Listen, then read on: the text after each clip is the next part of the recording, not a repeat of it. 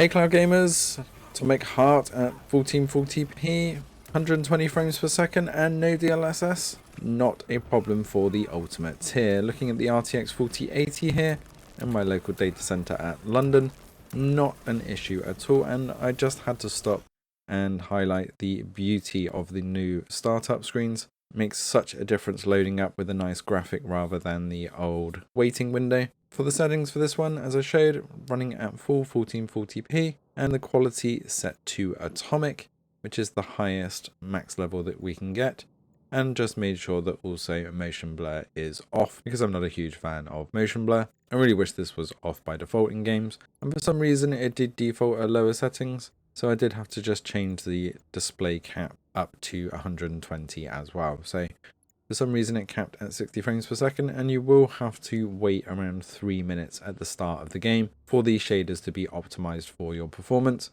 So do be aware of that. If you do want to run this at 4K, it does support DLSS 3, so you can enable frame generation if you need to. If you want to push that 120 at 4K.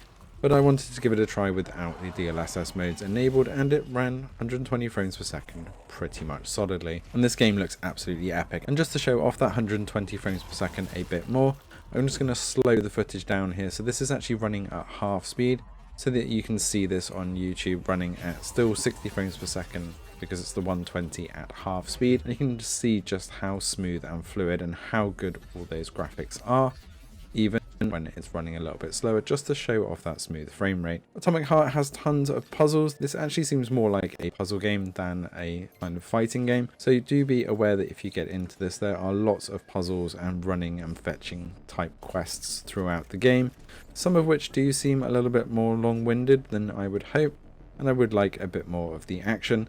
But the action is also extremely good with plenty of abilities, so if you are familiar with the Bioshock type games, then you do get some nice cool abilities to go with everything else, as weapon ammo does seem to be fairly limited. Fortunately, you always have a trusty axe, so it does pay to get up close and personal. I've really been enjoying my time with Atomic Heart, although some of the long running quests do get a little bit annoying, especially as some of them seem to be just twice as long as they needed to be. Let us know in the comments below if you're going to be diving into this one. It is an absolutely fantastic looking game, and it's extremely well optimized across all platforms as well. I'll leave you a bit more of the footage here so you can enjoy the 1440p gameplay without me talking. Thanks for watching, and see you in the next one.